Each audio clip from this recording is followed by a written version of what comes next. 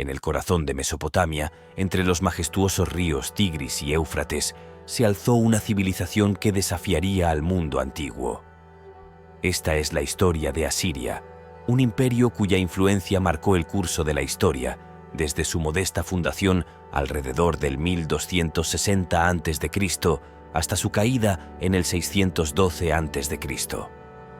A lo largo de este viaje, conoceremos a algunos de los más grandes reyes de la historia, como Tiglat-Pileser III, Asurnasirpal II y Sargón II, cuyas hazañas transformaron el Medio Oriente y dejaron una huella imborrable en la humanidad.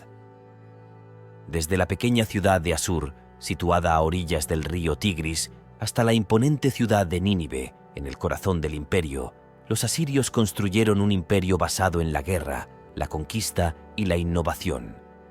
Pero, ¿cómo fue que una ciudad-estado insignificante se convirtió en la potencia dominante de su tiempo?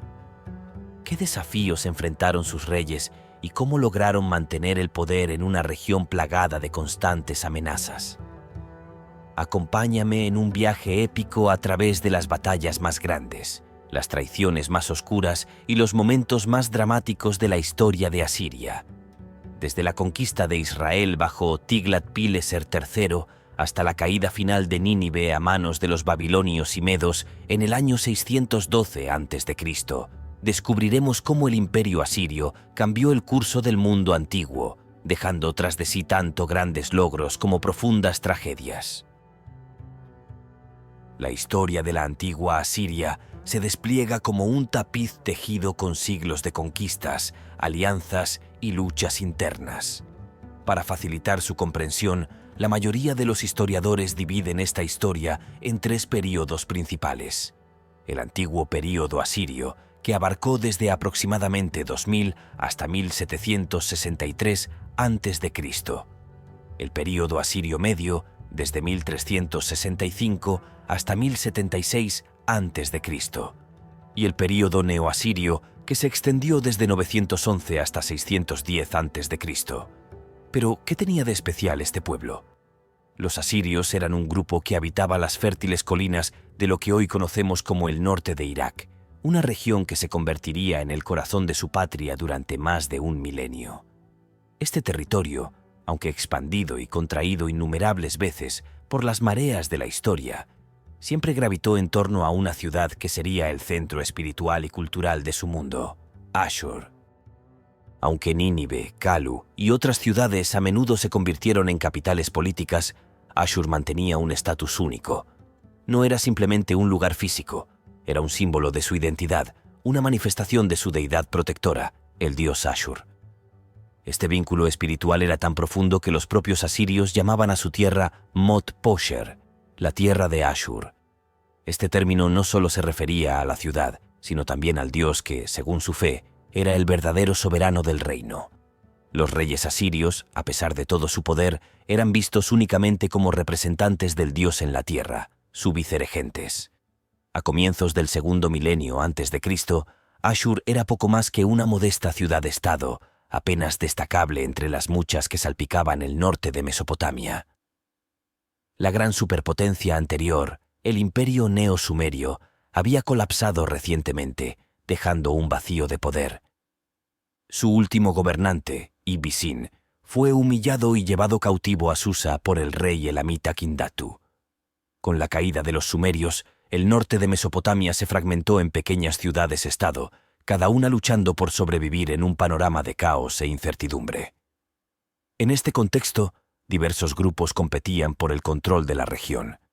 Entre ellos se encontraban los asirios, un pueblo de habla acadia, y los amorreos, recién llegados del oeste. Estos pueblos, con sus propias lenguas y costumbres, se disputaban los restos de lo que alguna vez fue el glorioso dominio de los sumerios. El primer rey histórico conocido de Asiria, Tudilla, estableció una dinastía que duraría generaciones. Sin embargo, en sus primeros años, Ashur tenía escasa relevancia militar. La ciudad surgió originalmente como un asentamiento santuario, un lugar dedicado al culto y la espiritualidad. Pero su ubicación era estratégica, un peñasco rocoso sobre el río Tigris, un punto crucial para las rutas comerciales entre Babilonia y Anatolia. Gracias a su posición, Ashur se transformó en un próspero centro de comercio. Los asirios, con su espíritu emprendedor, establecieron colonias comerciales en Anatolia, siendo Kanesh una de las más destacadas. Allí comerciaban estaño y textiles, bienes esenciales para la economía de la región. Aunque políticamente Asiria aún era débil, la riqueza acumulada a través del comercio sentó las bases para su futuro ascenso.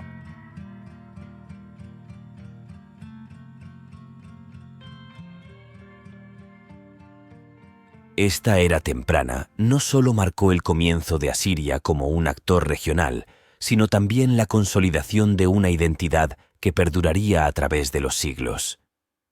Con cada intercambio comercial y con cada altar construido en honor a Ashur, los asirios estaban forjando un legado que, aunque pequeño en su origen, estaba destinado a cambiar el curso de la historia.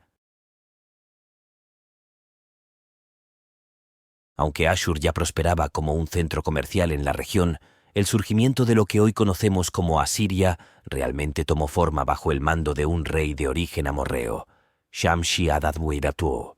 Este hombre, cuya ambición y audacia lo elevaron a un lugar destacado en la historia, heredó, o según algunos relatos usurpó, el trono del pequeño reino de Ekalatum, ubicado al otro lado del río Tigris, no muy lejos de Ashur.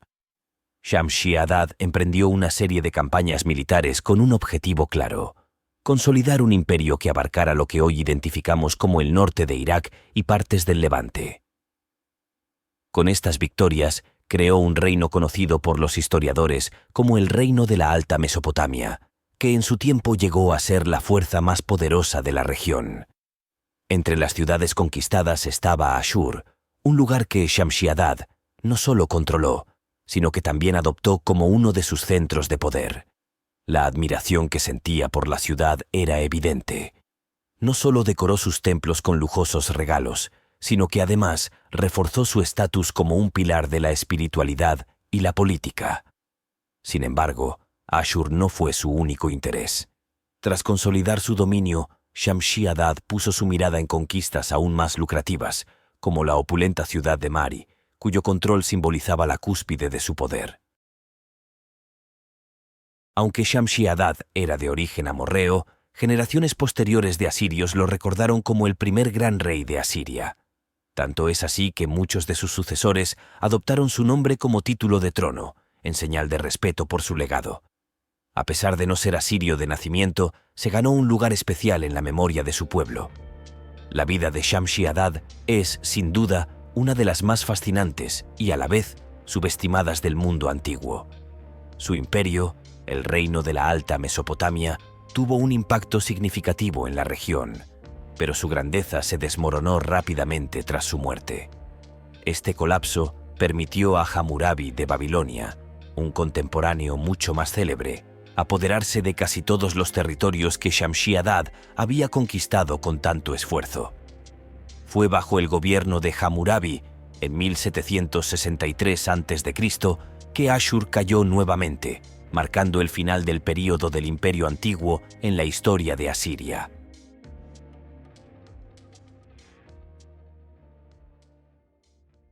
Tras la caída del reino de la Alta Mesopotamia y el colapso de la primera dinastía de Babilonia a manos de los hititas en 1595 a.C., Asiria cayó en una era oscura. Aunque esta no estuvo marcada por el caos o la hambruna, sino por la escasez de registros históricos. Durante este tiempo, los asirios vivieron bajo el dominio de poderosas entidades extranjeras, incluyendo a los reyes de Babilonia y, más tarde, a los gobernantes del reino de Mitanni, una federación que dominaba el norte de Mesopotamia. Pero en el siglo XV a.C., un evento marcó un punto de inflexión. Los asirios intentaron rebelarse contra Mitanni. Aunque el primer intento fue sofocado y la ciudad de Ashur saqueada, la semilla de la independencia estaba plantada. No pasó mucho tiempo antes de que los problemas de Mitanni con el creciente imperio hitita en el oeste debilitaran su control. Fue entonces cuando el rey asirio Ashur-uballit I tomó la oportunidad de oro para expulsar definitivamente a los Mitanni y restaurar la independencia de Asiria por primera vez en siglos. Ashurbanipal no perdió el tiempo. Reorganizó el ejército asirio y lanzó una serie de campañas exitosas, reclamando antiguas tierras de Mitanni. Este renacimiento militar y político llenó al rey de confianza al punto de comunicarse directamente con el faraón de Egipto como si fueran iguales. Dos de sus cartas, encontradas en los archivos de Amarna, revelan la ambición y diplomacia de Ashurbanipal. En una de ellas se dirige al faraón con respeto, ofreciendo regalos como un carro real y joyas de lapislázuli. Aunque los egipcios no tomaron muy en serio a Asiria en ese momento, estas comunicaciones marcaron el inicio de la inserción de Asiria en la política internacional. Sin embargo, Babilonia no vio con buenos ojos el ascenso de Asiria. El rey casita de Babilonia llegó incluso a enviar una carta al faraón advirtiendo: «¿Por qué estos asirios, que son mis súbditos, se comunican contigo? Si me respetas, recházalos». Por supuesto, esta afirmación era completamente falsa. Lejos de estar bajo el control de Babilonia, Ashurbanipal consolidaba cada vez más su poder. Para fortalecer la posición de Asiria, Ashurbanipal unió su dinastía a la de Babilonia al casar a su hija Mubalitat Sherua con el rey casita Burnaburiash II. Sin embargo, esta alianza se rompió trágicamente en 1333 a.C., cuando un golpe de estado en Babilonia resultó en el asesinato de la hija y el nieto de Ashurbanipal. Enfurecido por este acto, el rey asirio marchó contra Babilonia, vengando a su familia y colocando a un nuevo rey leal en el trono. Este evento marcó la primera intervención militar de Asiria en los asuntos internos de Babilonia, iniciando una amarga rivalidad que persistiría durante los siguientes 700 años. Ashurbanipal y no solo resucitó a Asiria de la oscuridad, sino que también sentó las bases de un estado fuerte e independiente que jugaría un papel clave en la historia del cercano Oriente. Su legado, aunque marcado por la tragedia familiar y los conflictos, estableció a Asiria como una potencia a tener en cuenta.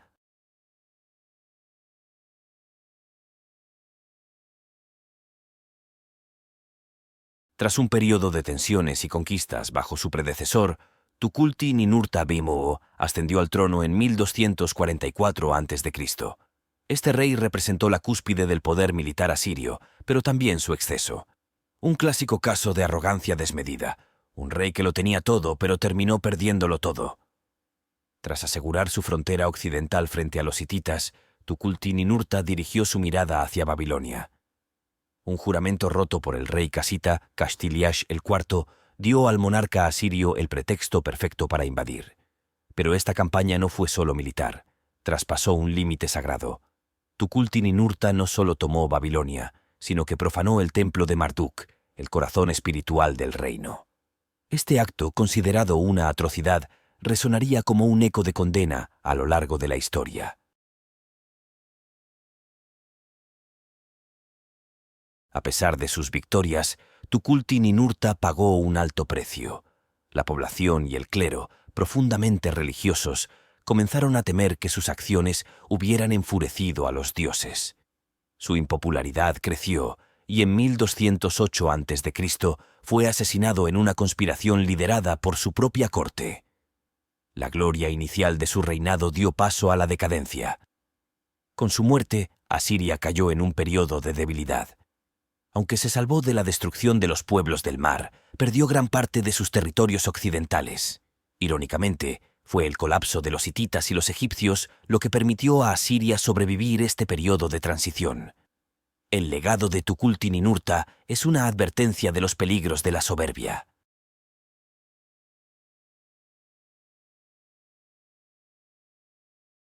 Tiglat-Pileser I, un rey que gobernó entre 1114 y 1076 a.C., se proclamó a sí mismo Rey incomparable del universo. Bajo su mandato, Asiria experimentó un renacimiento que dejó huella en todo el mundo conocido. Con un reino en ruinas, Tiglat-Pileser I se alzó como el líder que restauró la gloria de Asiria. La tormenta asiria cubrió la tierra, expandiendo su influencia hacia todas direcciones.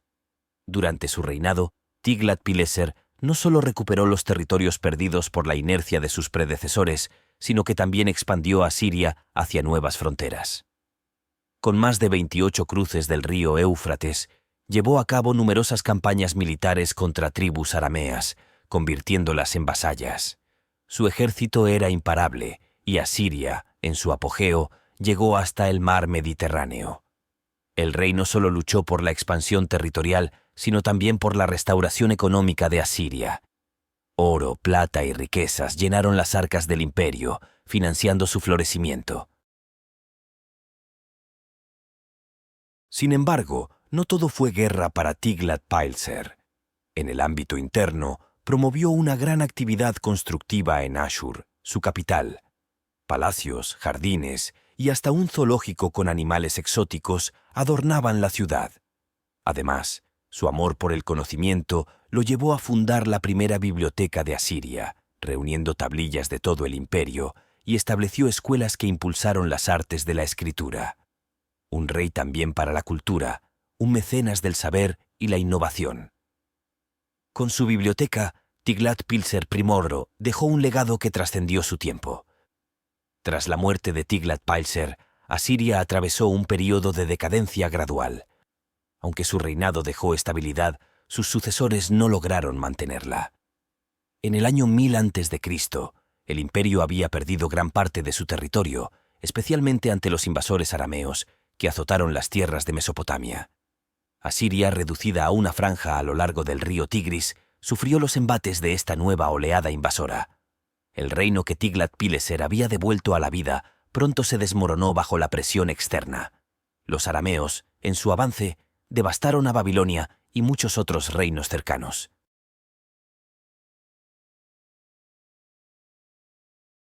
Si has llegado hasta aquí en el programa, entonces has visto los altibajos por los que pasó el Estado asirio. A lo largo de un lapso de aproximadamente 1000 años, te habrás familiarizado con algunos de sus primeros grandes reyes, como Asarhadón, Tiglat-Pileser I y II.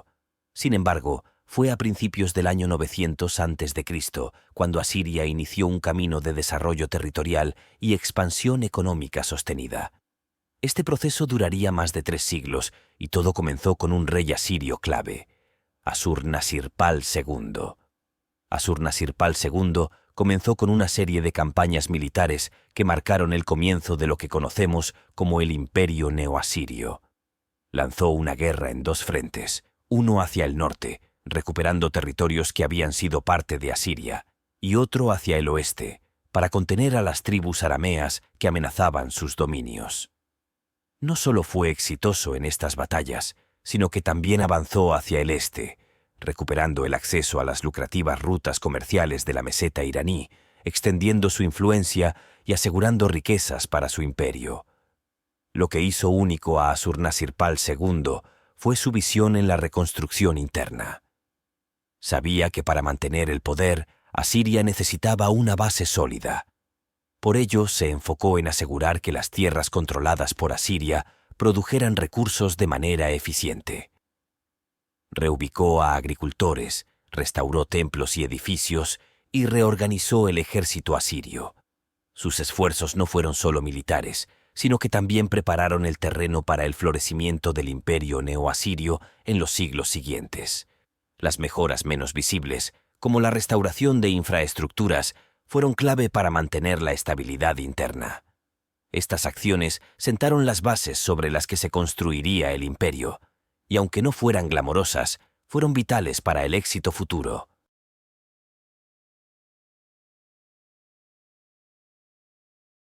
Asur-Nasirpal II llegó al poder en el año 911 a.C. y fue en su reinado cuando la maquinaria militar asiria comenzó a tomar su forma definitiva. Continuó luchando contra los arameos en el oeste y contra los babilonios en el sur, y sus campañas fueron tanto defensivas como ofensivas. Sin embargo, sus conquistas no solo se limitaban a la expansión territorial. También adquirió riquezas, lo que permitió fortalecer aún más su poder. Una de sus hazañas más notables fue la captura de la ciudad de Karkamish en el norte de Siria en el año 870 a.C., ampliando el territorio asirio hacia nuevos límites. Además, su dominio sobre las ciudades fenicias a lo largo de la costa mediterránea le otorgó acceso a valiosos recursos y rutas comerciales.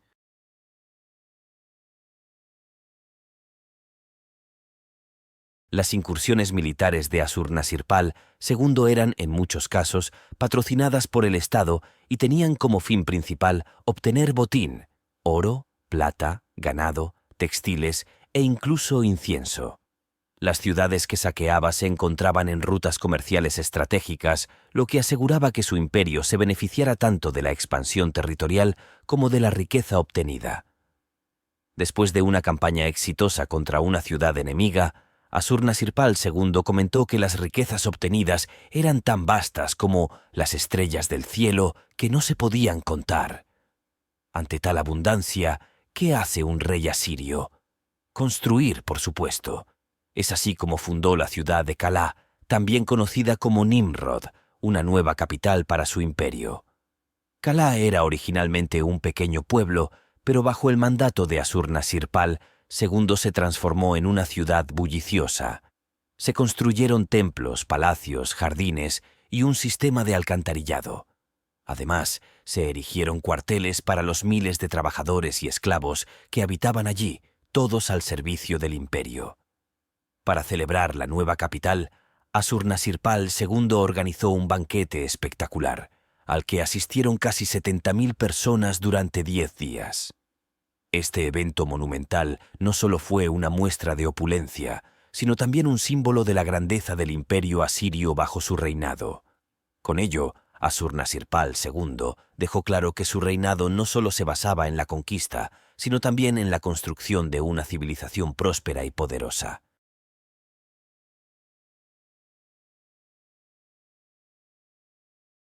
Salmanasar III, hijo y sucesor de Assur-Nasirpal II, fue un rey poderoso que gobernó en una época de gran expansión para el imperio asirio. A su llegada al trono, Asiria ya era el imperio más grande que jamás había existido. Sin embargo, su reinado estuvo marcado por desafíos de grandes coaliciones enemigas.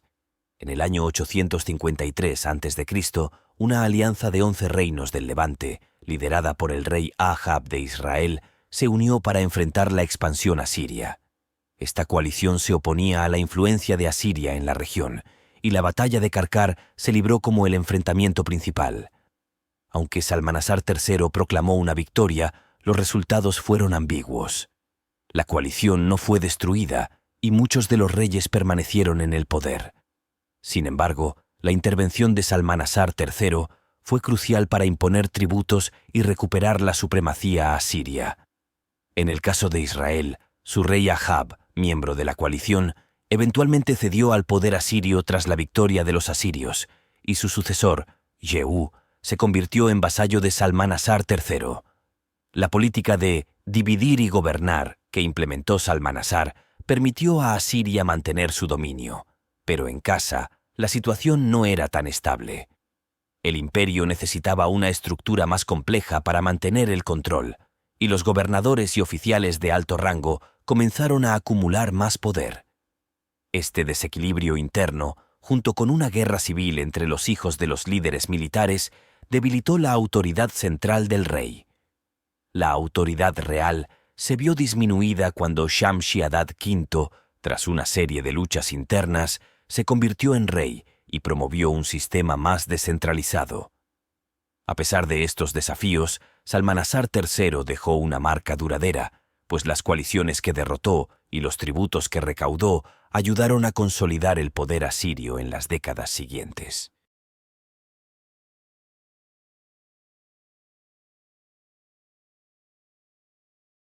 Después de un periodo de inestabilidad interna y debilidad imperial, Asiria experimentó un resurgimiento bajo el liderazgo de Tiglat-Pilser III, quien ascendió al trono en el año 745 a.C.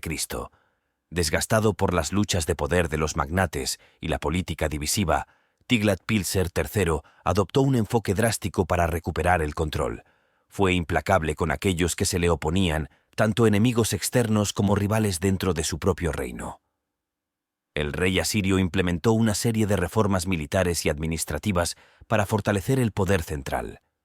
Una de sus medidas más drásticas fue la deportación masiva de pueblos, trasladando a sus habitantes a regiones alejadas del imperio para disuadir cualquier intento de resistencia y evitar que las ciudades conquistadas mantuvieran su identidad cultural. Este proceso de desplazamiento masivo cambió la composición etnolingüística de la región, favoreciendo la expansión del arameo como lengua franca. A pesar de la brutalidad de sus tácticas, Tiglat-Pileser III fue un líder que también mantuvo relaciones de lealtad con aquellos reyes vasallos que pagaban tributo y colaboraban con el imperio. Aquellos que se sometían podían mantener su trono, aunque siempre bajo la supervisión de Asiria. Esta política de vasallaje permitió a Tiglat-Pileser extender su influencia a lo largo de todo el Levante, alcanzando nuevas victorias y consolidando su poder.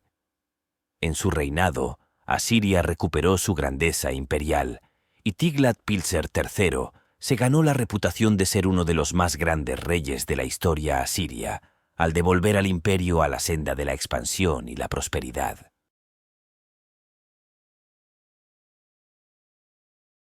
Hacia el año 725 a.C., el número de pequeños estados que el imperio asirio podía absorber estaba disminuyendo.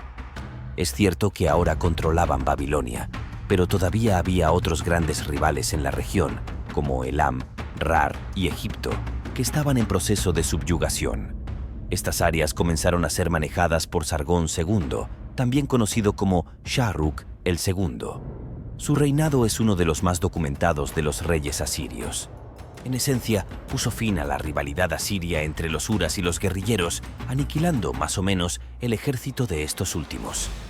Las regiones del norte de los montes Zagros fueron derrotadas y el rey rusa del imperio Urartu fue vencido. El primer Sargón se adentró en territorio urartiano alrededor de lo que hoy es el lago Urmia en Irán. Allí saqueó el templo del dios principal de Urartu, Haldi, en la ciudad de Mousasi. Es cierto que Sargón destruyó casi por completo el imperio Urartu y luego se aventuró hacia el centro-sur de Anatolia, tomando la ciudad de Jabal. También estuvo cerca de un encuentro militar con el rey Midas de Frigia, posiblemente el mismo que se hizo famoso en las leyendas griegas. En los anales asirios, a este rey se le llama Mita, y parece que ambos tuvieron un respeto mutuo, evitando el conflicto. Sargón regresó a Asiria y luego a Babilonia para negociar con un caldeo rebelde llamado Marduk-Aplaidina II. Este no pudo derrotar a Sargón, por lo que tomó todos los objetos de valor que pudo encontrar, incluido su trono, y huyó. Sin embargo, se le negó el asilo en Elam y luego se dirigió al sur, a su ciudad natal cerca del Golfo Pérsico. En lugar de atacar la ciudad, Sargón hizo un trato con Marduk-Aplaidina, ofreciéndole perdonarle la vida si los muros defensivos de la puerta de entrada eran derribados. Marduk aceptó y se retiró con su familia. Sargón luego fue a Babilonia, donde fue declarado rey de la ciudad. A diferencia de otros reyes asirios, Sargón era muy aficionado a Babilonia y permaneció allí durante 3 años e incluso se convirtió en devoto de su dios patrón, Marduk. Esto, sin duda, molestó a muchos en Asiria, quienes sentían que Sargón estaba descuidando a su principal deidad, Ashur. Al igual que Asurnasirpal II, Sargón también hizo construir una ciudad capital para él mismo, conocida como la Puerta de Shuruppak, que tardó al menos 10 años en completarse. Finalmente, en el año 707 a.C., Sargón trasladó su corte allí, pero fue solo por un corto tiempo. En el año 705 a.C., Sargón murió en batalla mientras intentaba sofocar una rebelión masiva en Tabal. Según los informes, un tal Gordias del pueblo de Ouma atacó el campamento asirio y mató a Sargón. La gran tragedia para los asirios no fue solo la muerte de su rey, sino que el cuerpo de Sargón nunca fue recuperado del enemigo, lo que significaba que los ritos funerarios asirios apropiados no pudieron llevarse a cabo. Según la religión asiria, el espíritu de Sargón perseguiría desde entonces a los vivos, vagando por el mundo como un fantasma inquieto que nunca encuentra paz.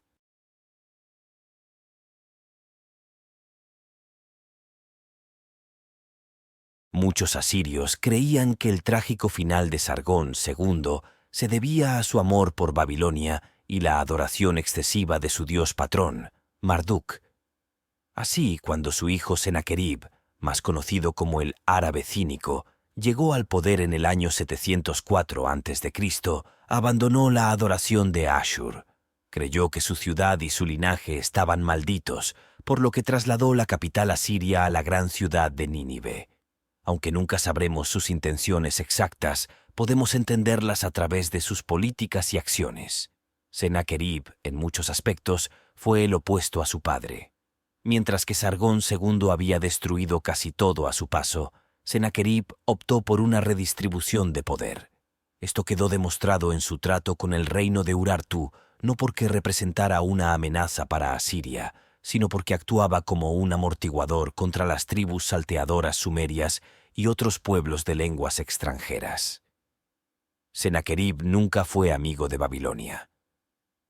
Esto no fue completamente su culpa, ya que la ciudad y sus alrededores, especialmente los controlados por los caldeos del sur, estaban en constante rebelión. Marduk-apla-iddina II, quien había sido exiliado por su padre Sargón, regresó a Babilonia con los caldeos arameos y pronto encontró el apoyo de tribus como los elamitas. Sennacherib, en respuesta, lanzó una invasión masiva contra Babilonia y su sur. Marduk-apla-iddina abandonó Babilonia para esconderse en los pantanos del sur, cerca del Golfo Pérsico. Sennacherib, entonces, entró en Babilonia e instaló a su propio gobernante títere. Aunque logró ganar en ese momento, pronto se dio cuenta de que fue una victoria efímera. Sennacherib es más famoso, al menos en el mundo judeocristiano, por su ataque en el año 701 a.C. contra el reino de Judá y el asedio a su capital, Jerusalén. Según el relato bíblico, se dice que el ejército asirio fue derrotado milagrosamente por un ángel, aunque algunos creen que pudo haber sido una plaga lo que obligó a Sennacherib a retirarse temporalmente de la región. Sin embargo, los estudiosos creen que los eventos en el otro lado del imperio, como la nueva insurrección babilónica dirigida por Marduk-apla-iddina, fueron lo que realmente forzó su retirada. Sennacherib regresó a Babilonia, donde instaló a su hijo Ashur-nadin-shumi como rey por un tiempo. Mientras tanto, él permaneció en Nínive, supervisando varios proyectos de construcción, como la expansión de las murallas de la ciudad y la construcción de los famosos jardines colgantes de Nínive. Sin embargo, en el año 694 a.C., las cosas tomaron un giro fatal. Sennacherib decidió atacar preventivamente a Elam debido a su apoyo a los rebeldes caldeos en Babilonia. Construyó una flota de barcos de guerra en Nínive y con la ayuda de los fenicios cruzó el Golfo Pérsico para atacar el sur de Elam. Aunque los asirios tomaron varias ciudades del sur, sufrieron una derrota catastrófica. El rey elamita, Shutur-Najunte, no atacó directamente a los asirios, sino que marchó hacia Babilonia y capturó al hijo de Sennacherib, Ashur-nadin-shumi, a quien llevó cautivo a Elam.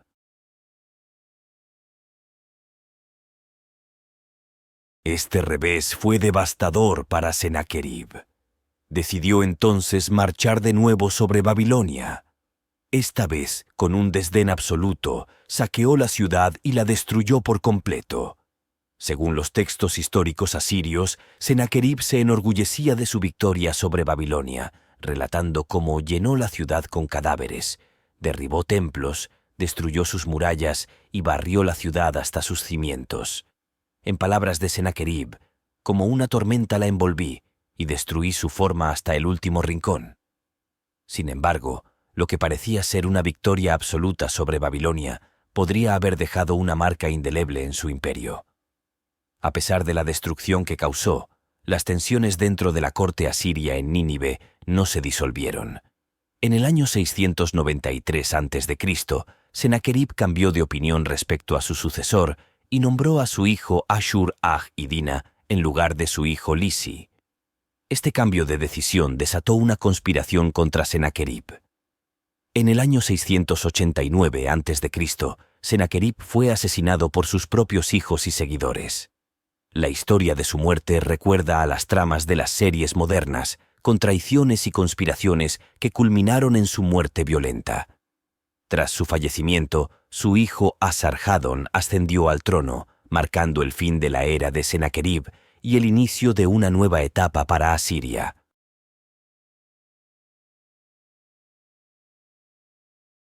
Las muertes violentas de su abuelo Sargón II y de su padre Sennacherib sirvieron como advertencia divina para Asarhadón.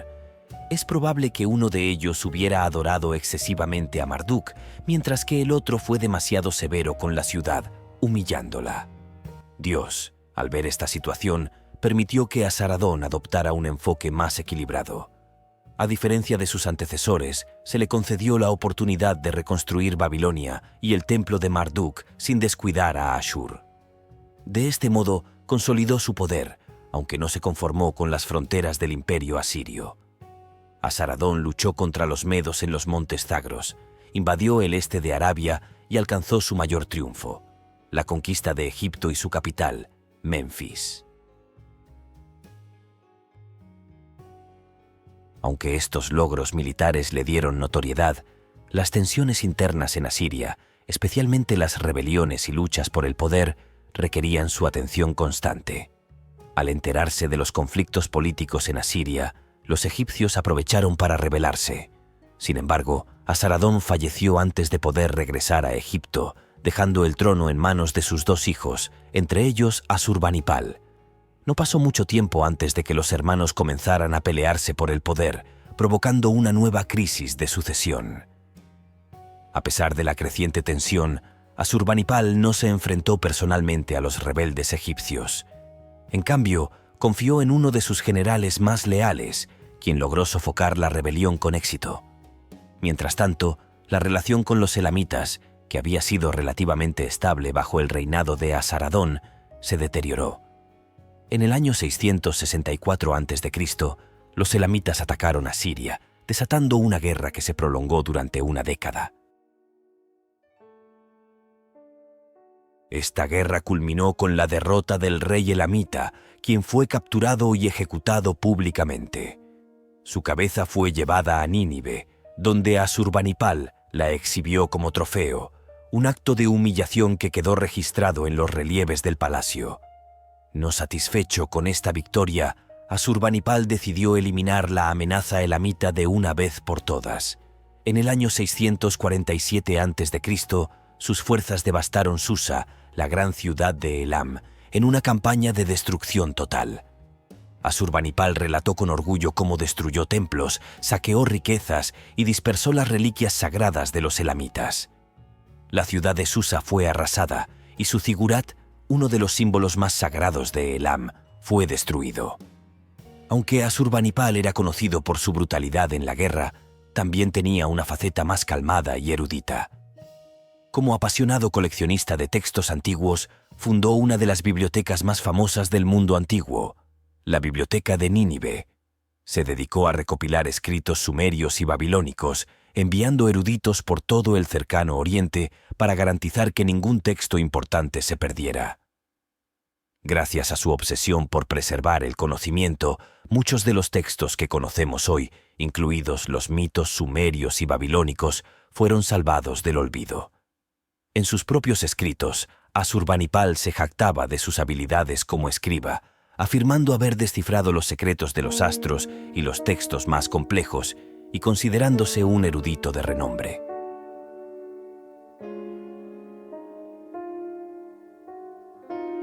Asurbanipal era un personaje fascinante y honestamente se podría dedicar una serie entera solo a él. Asurbanipal fue el último de los grandes reyes asirios. Cuando murió en 631 a.C., el imperio asirio era posiblemente el más poderoso que jamás había sido. Sus grandes enemigos históricos, como el reino de Aram y por supuesto Babilonia, habían quedado severamente debilitados y ya no representaban una amenaza. Sin embargo, los académicos aún no se ponen de acuerdo sobre cómo el imperio y, en última instancia, el Estado asirio cayó. Esto se debe en gran parte a la sorprendente falta de fuentes históricas para este período. A pesar de ello, según lo que se tiene disponible, los eruditos han reconstruido la siguiente narrativa. Después de la muerte de Ashurbanipal, su sucesor fue su hijo, Ashur-atil-ilani. No obstante, pudo haber sido menor de edad durante su coronación, por lo que el eunuco jefe Sin-shar-ishkun actuó como regente, lo cual no era algo sin precedentes en la historia asiria. Pero en el año 627 a.C., Ashur-atil-ilani desapareció y nadie sabe qué ocurrió con él. Lo que sí se sabe es que Sin-shar-ishkun asumió el trono, pero su reinado, siendo un eunuco y no miembro de la familia real, fue breve. Para entonces, todo el mundo sabía que las cosas no iban bien dentro de la familia real asiria. En Babilonia, un líder caldeo llamado Nabupal-usur, más conocido como Nabónido, había encabezado varias victorias contra las fuerzas asirias en ciudades como Uruk y la propia capital, Babilonia. Con el tiempo, el pueblo babilónico lo proclamó rey, y Nabónido comenzó a empujar a las fuerzas asirias hacia el norte, obteniendo la independencia para Babilonia. Pero no se detuvo allí. El caldeo sabía que no podía enfrentar solo a Asiria, por lo que se alió con un enemigo inesperado, los medos. Este pueblo, que durante siglos estuvo dividido en tribus, se había unido recientemente y se había independizado. Su rey, Ciaxares, unió sus fuerzas con Nabónido para luchar contra Asiria.